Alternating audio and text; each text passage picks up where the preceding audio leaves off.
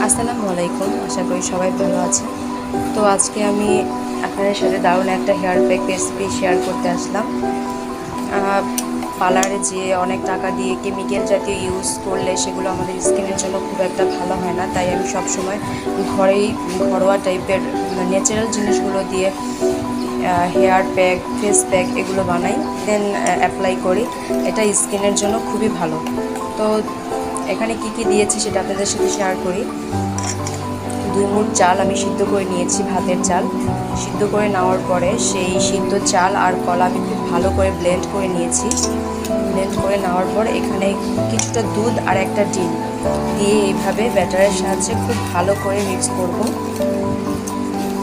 এটা হচ্ছে চুলের প্রোটিন হেয়ার প্যাক। এটা আপনার চুলের জন্য খুবই ভালো।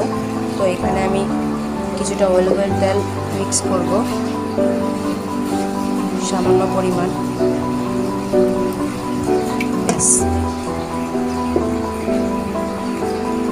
এটা মিক্স করে আমি খুব ভালো করে ব্লেন্ড করব। এখানে আমার উপকরণ হচ্ছে সিদ্ধ ভাত, একটা কলা, একটা ডিম, অল্প পরিমাণে দুধ আর অলিভ অয়েল তেল। এটা দিয়ে খুব ভালো করে এটাকে মিক্স করব। আপনারা চাইলে লেবুর রসও অ্যাড করতে পারেন যাদের মাথায় খুশকি আছে।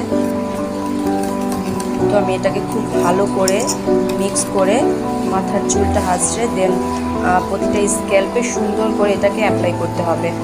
এটা আপনার চুলে দিয়ে 1 ঘন্টার মতো রাখবেন, এতে করে আপনার চুল সিল্কি হবে, হেয়ার ফল চলে যাবে, দেন চুলগুলো ভালো গ্রো করবে। এই প্যাকটা লাগানোর পরে চুলগুলো খুবই সিল্কি হবে। তাই আমি সবসময় বাসার মধ্যে এরকম টাইপের ঘরোয়া টাইপের ফেস প্যাকগুলো অ্যাপ্লাই করি। তো এই হলো আমার হেয়ার প্যাক, আপনারাও ট্রাই করে দেখতে পারেন। শেয়ার করব আপনাদের সাথে দারুণ একটা ফেস প্যাক। এই ফেস প্যাকটা তৈরি করার জন্য আমি নিয়েছি কলার চোকলা, একটা আলু আর দুধের সর। তো এগুলো 3টা জিনিস একসাথে নিয়ে আমি খুব ভালো করে ব্লেন্ড করেছি। ব্লেন্ড করে এই মিক্সটা তৈরি করেছি। এটা স্কিনের জন্য খুবই ভালো। এটা আপনার স্কিনটাকে ব্রাইটনেস আনবে, টান টান ভাব করবে, গ্লো করবে। এটা খুবই ভালো একটা ফেস প্যাক। তো প্রথমে আপনাদেরকে দেখালাম হেয়ার প্যাকটা কীভাবে বানাতে হয়, এবার দেখালাম আপনাদের সাথে শেয়ার করলাম ফেস প্যাকটা কীভাবে বানাতে হয়।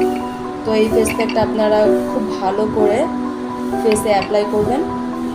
দেন 30 মিনিট থেকে 40 মিনিট পর্যন্ত ফেসে রেখে যখন একটু শুকিয়ে আসবে তখন ভালো করে ঠান্ডা পানি দিয়ে ফেসটাকে ওয়াশ করবেন। তো সবাই ভালো থাকবেন। আসসালামু আলাইকুম, আল্লাহ হাফেজ।